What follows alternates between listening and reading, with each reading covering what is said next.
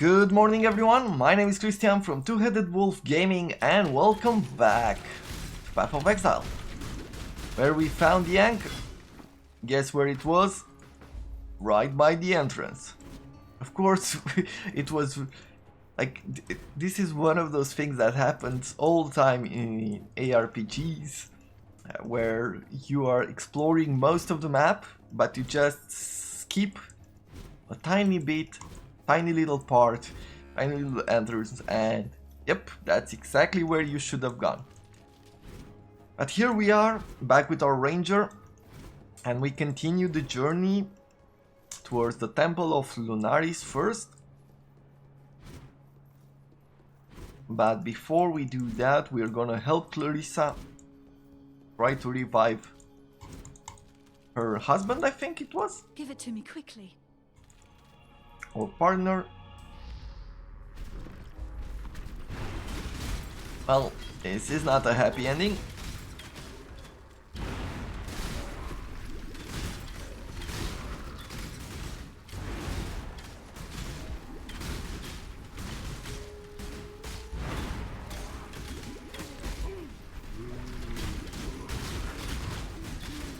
The coolest thing we have with our ballistas at this point is that they do not they have that bloodlust, meaning that they do not cause any kind of bleeding damage, but if we do cause damage to the enemy, then they're gonna do extra damage there. This might have been a good chance to use our puncture ability, but we managed to do it without it. So let's see. Wands, armor, and a few other things. How could I have been so stupid? Yeah, well, what can you do? Now let's continue onwards. We'll head back home afterwards. I'm just gonna go through this exit.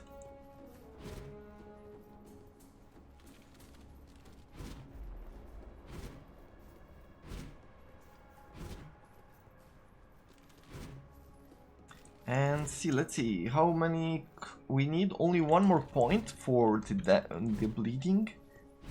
Maybe she will give a book to us, a book of skill or something. So we're gonna go back home in a jiffy. Nico is still here working hard.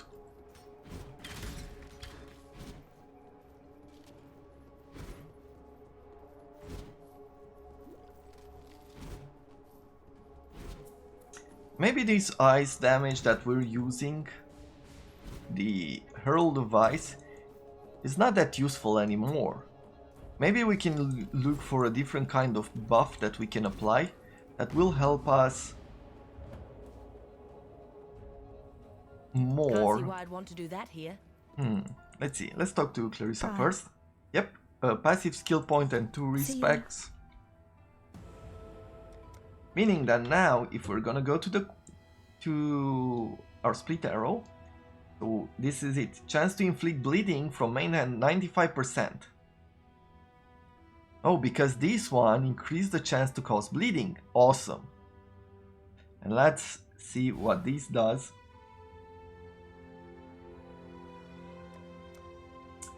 Definitely an increase there into bleeding.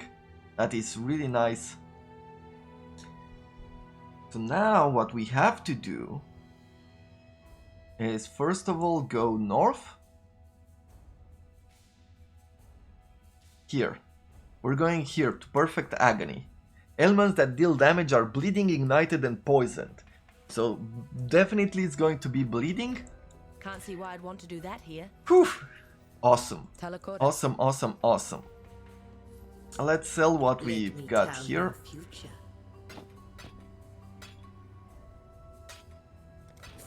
Get a few more gems that we could be using.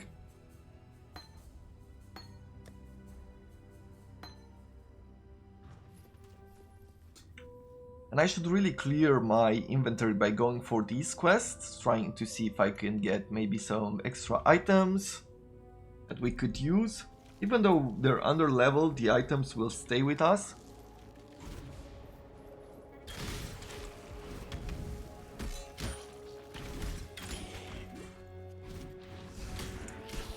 bit more of an increase, and we just have to shoot. We have to shoot just once, and we could leave because they'll die either way. I'm not up to that I just think yet. the only downside to that is that we won't be seeing if any items drop, right? Any special ones, though we do have a minimap, so I don't think it's going to be that bad. We will be best friends, Beast, until we slaughter you. Nice.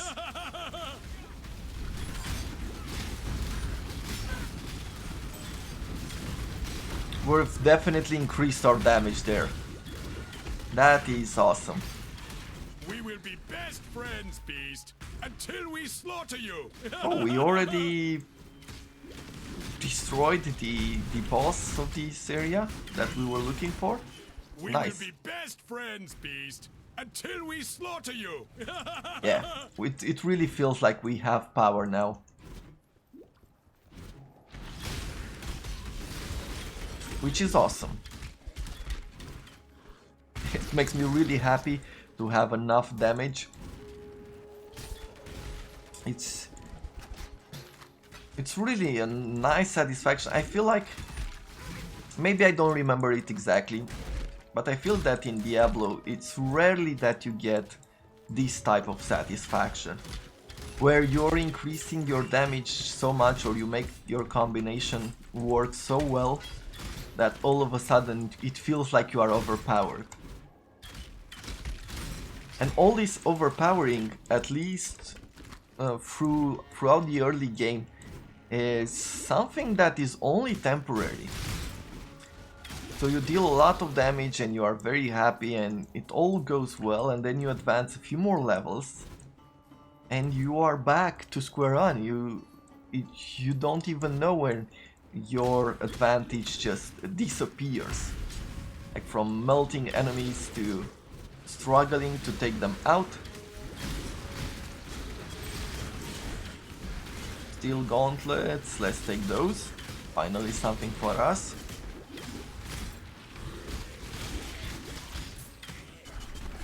And so with these moments of glory that are short-lived, you get a thirst for it to happen again.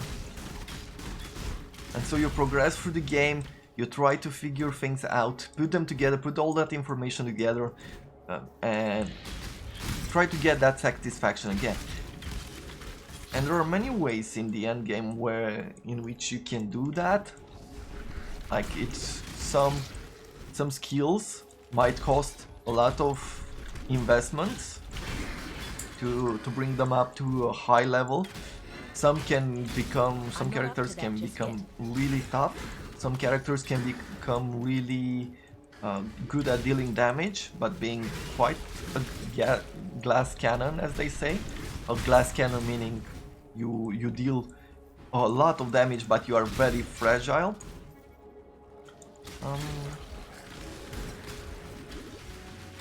But I think that's where certain satisfactions change as well, because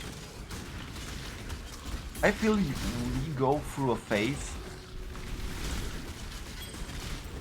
in this game. We go through a phase where you decide to go for bosses, at which point not even a good build.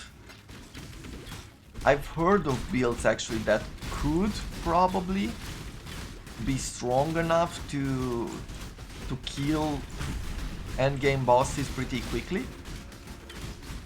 but I haven't really looked for one. I tried to make it myself, but most bosses are very difficult. Like one of the missions of GGG is to kill as many players as possible in as many ways as possible. So that's what they have in mind when they create the bosses and the enemies. So it's pretty interesting. It's a pretty interesting idea. Okay, that worked pretty well. Strapped leather, we have one of those already.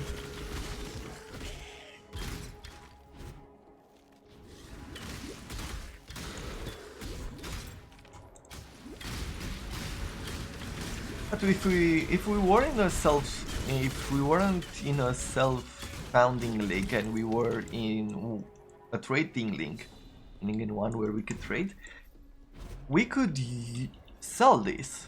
Like even a small price can be useful. Like you never know when someone is looking for such an armor. Maybe they're willing to invest some resources in it. Like you can't price it too high because it doesn't have too many links or too many gem slots, and so they do require multiple resources in order to improve it, to make it better, and it's pretty low level. But you could be selling it, maybe for an alchemy orb, or 2, or I don't know, 5. Or maybe for something else. It really depends on what the market like at that point.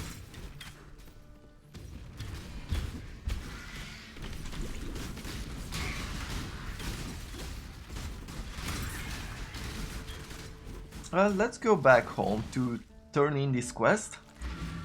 Talk to Marmoa. Can't see why I'd want to do that here. Go Let's with see, courage. what does she do? She gives us a Talakota, passive skill go with point. courage. Perfect. Gets us even closer to getting the perfect agony. I don't think I want that. Let's see. 79 to maximum life, 3 to 4 physical damage and lightning resistances. That life is really good, I have to say. 79 extra life. Now it removes the links that we have on us, but it gives us about 100 extra life.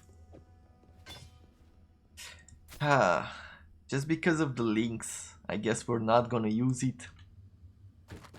But that could have been really cool. Okay, well, for the moment, we'll sell. I'll sell the unique as well to get these alchemy orbs or shards, and that's about it. Don't do anything Can't see I why I'd would. want to do that here. Now, do I want to try to continue linking this bow? Even though we might make our golem weaker by trying to make more links here. If we do manage to get a 5 link at any point, even a 6 one, why not? It's worth the risk. I think it is worth the risk. Can't see why I'd So want there to we do have that it. here. Let's go back to the quest. We almost leveled up as well. So let's continue from here. I think it might be about time to increase. Like, we're not really running out of mana I'm not anymore, up to that just yet. right? At least not to a level where it matters. I think we can increase our pride, probably. Our precision. The aura that increases our critical strike hit. And accuracy, so. It's something to think about. But it does feel like we're okay for now as far as mana use.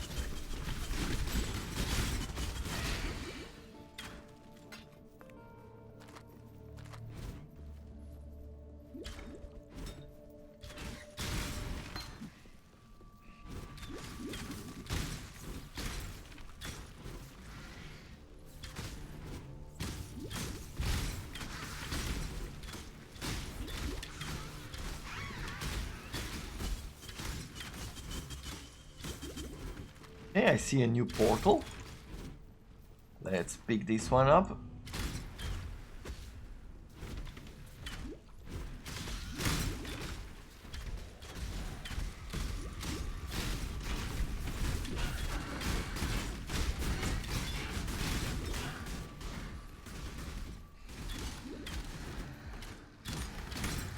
And come on, level up.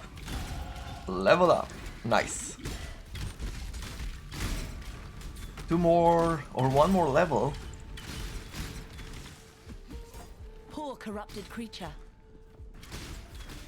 1 more level and we can... no, 2 more levels. And we can get the perfect agony. Almost. Almost there. Ooh. We have an abyssal monster here.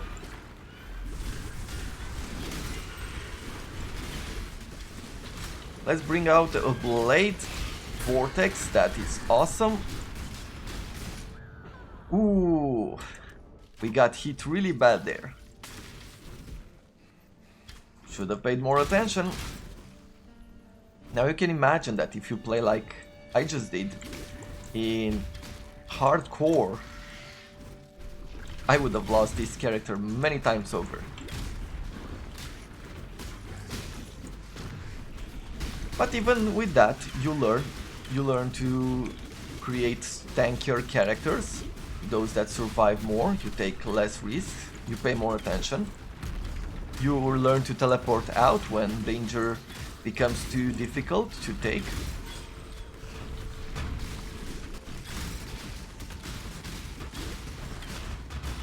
Right now I'm definitely being a bit too gutsy.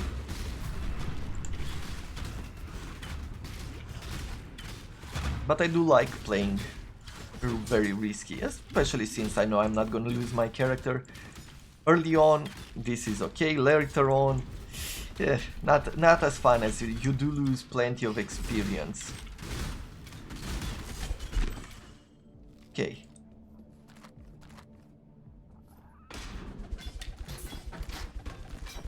Let's see, what did we find? Alone in the darkness, a delve item.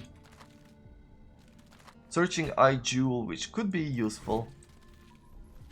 An armor scrap, definitely. Maybe you can get a sanctum. A diamond flask, your critical strike chance is lucky. Well, for the critical strike chance, as soon as we can get those critical strikes applied to ailments, I think that's a perfect moment to probably use that.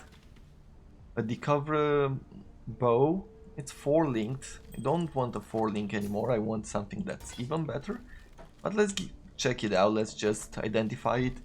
8 to 27 physical damage, 34 increased critical strike chance. Could be better than this bow.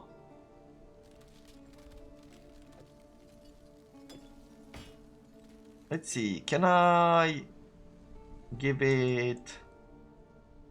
No, I don't have one. I was thinking about giving this item, like turning it magical or rare, see if it improves the stats even better, making it even better.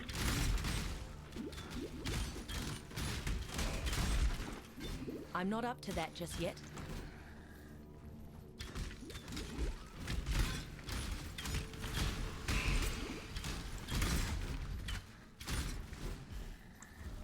So many enemies, so little time.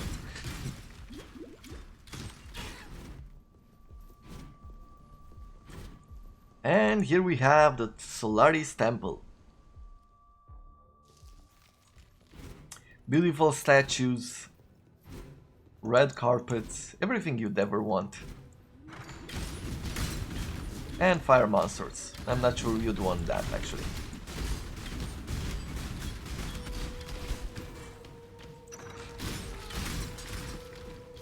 Okay, our damage, our ice damage is working pretty well.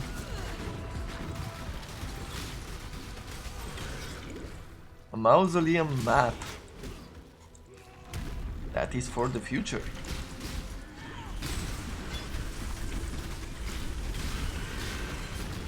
Yeah, it's chaotic. This is why I decided to add the filter, the loot filter. Even though I said I was going to play as pure as possible. Like, if we were to see all these items and even more as we go forward into the game, it really looked, when I checked the video, it looked really badly from a viewer standpoint. Because most of the areas would be covered with loot, and so there would be really, it was really difficult to see what was going on as far as enemies go and anything else that we might have found. Important fight, right? And we need to see what we're fighting instead of the items on the ground. Okay. Whew. This is a challenge. A rare ghastly eye, divine That would only slow me flask. down. We should probably take some of these home. Let's see. 10 strength and intelligence, regenerate 6.7 life per second.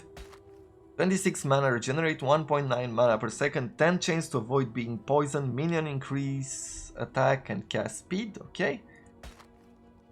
10 to 17 fire damage for mace and scepters. Increase damage if you've killed recently. Not the best. Let's go home, sell some of these. Can't see why I'd want to do that here. Can I turn this epic? No, I cannot. I'll just throw that there. Welcome. There is nothing else. And let's start selling some of these. Maybe not the flask.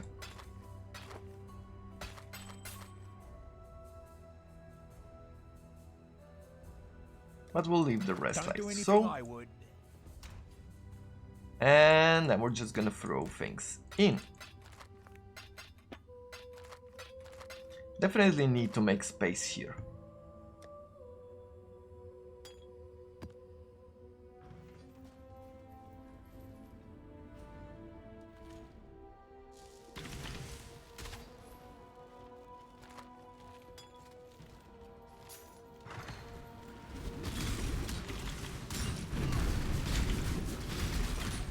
And we're back.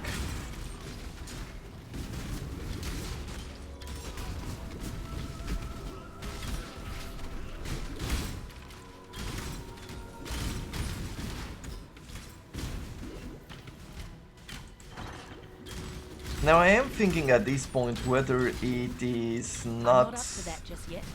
better to go with more evasion. Might be a good idea to change at this point. But I don't think I will change around anymore. We're just gonna invest into armor and evasion. Hey, nice.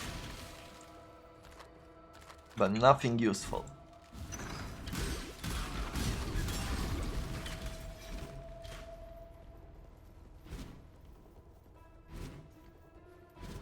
And Solaris Concourse. Where is this?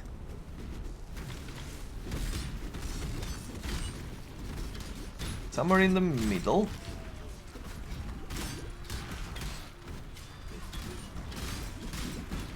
We missed in the Solaris Temple. Apparently we missed one of these portals, but I think it's going to be fine.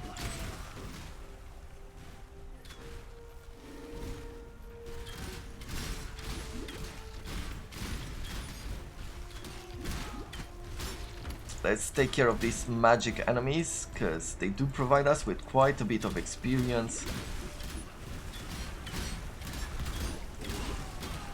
So I do want to have them under my belt.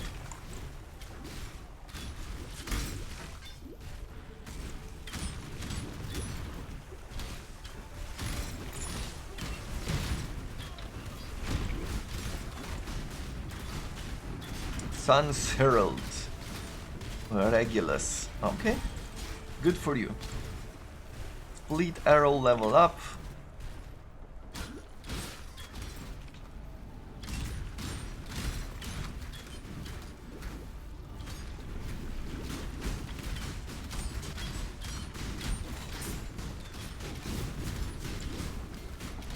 Now we have a battle over the water.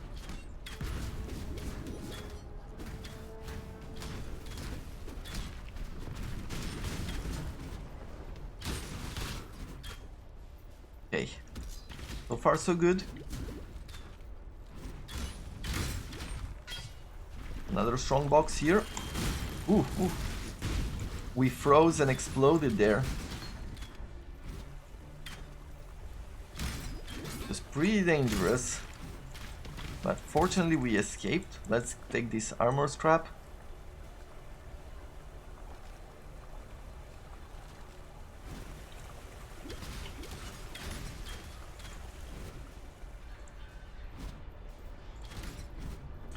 Okay, another portal here, perfect. I'm not up to that just yet.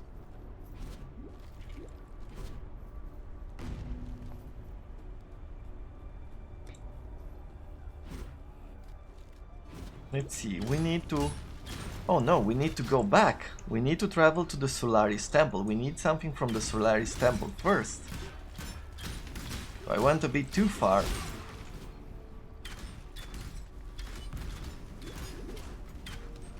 Let's go back and look. I think it's for Solaris Temple level 2.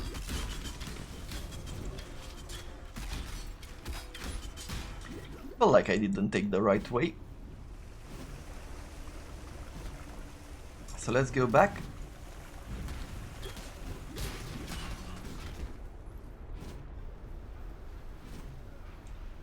And let's see, what does it say? Does it say go to... No, it says find the sun orb. Okay, well, let's try to find the sun orb then.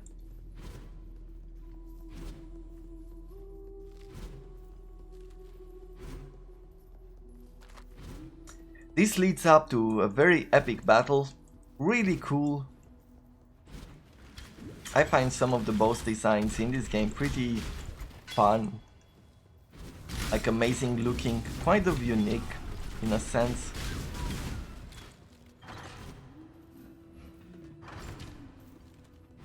Here is the portal.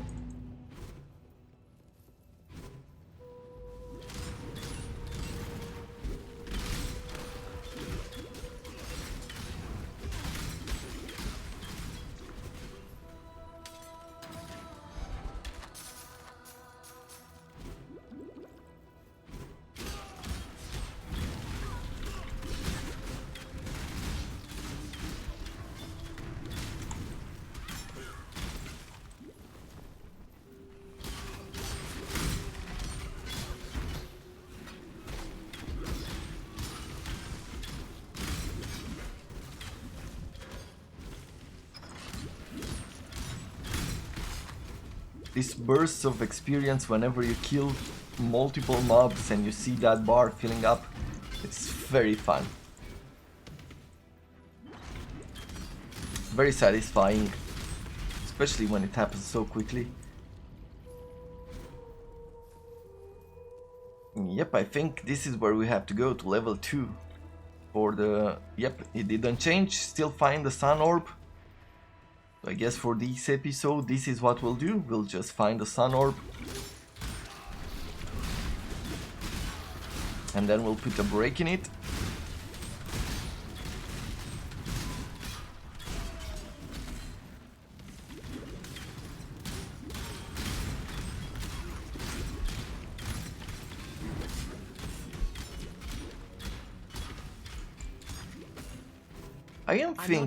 I was thinking now.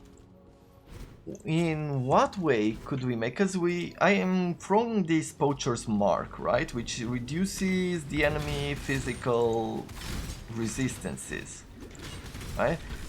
That is not gonna be as useful anymore once we reduce our direct damage by quite a bit.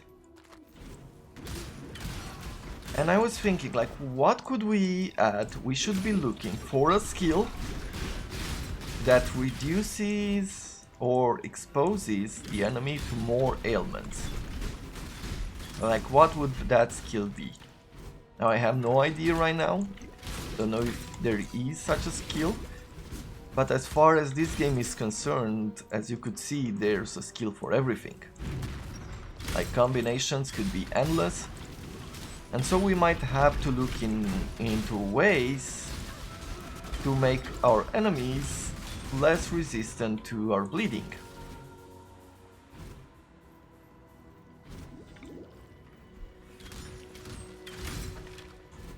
or indeed to ailments, as we are trying to do.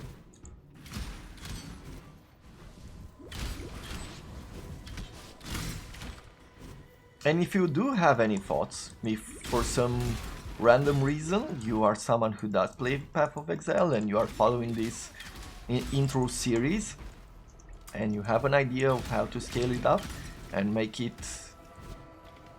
better from this point, then please write it down. I will take everything into consideration as going forward. If we can create it ourselves, though it's a bit tougher to do it in solo self-found. Okay, the Harbinger of Solaris. And here we have a bit of a sun. We could really go for puncture. Can we exchange these during battle? We might. Yeah, probably not the best time to do it, but let's give it a go. So we're gonna stay with this, with puncture. Bring back everything we have on us. Good.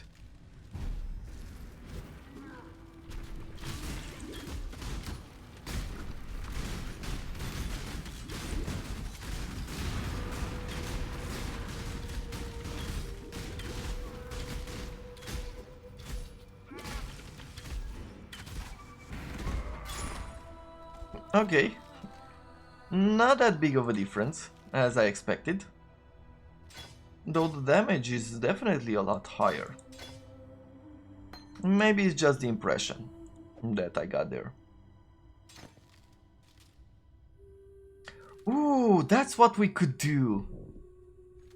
We could use our Mirage Archer for the moment to cast the not the split arrow, but the puncture, right? Or when we throw in the puncture, we do it the other way around. As if we are going to hit with this guy, the Mirage Archer will turn up, and then we can continue doing our split arrow. Ah, that's a pretty interesting idea, wouldn't you say? Should work. Should work with a few more buffs as well. And for the moment we don't have anything else on hand, so why not do it? Let's just try it as an idea. Find an enemy.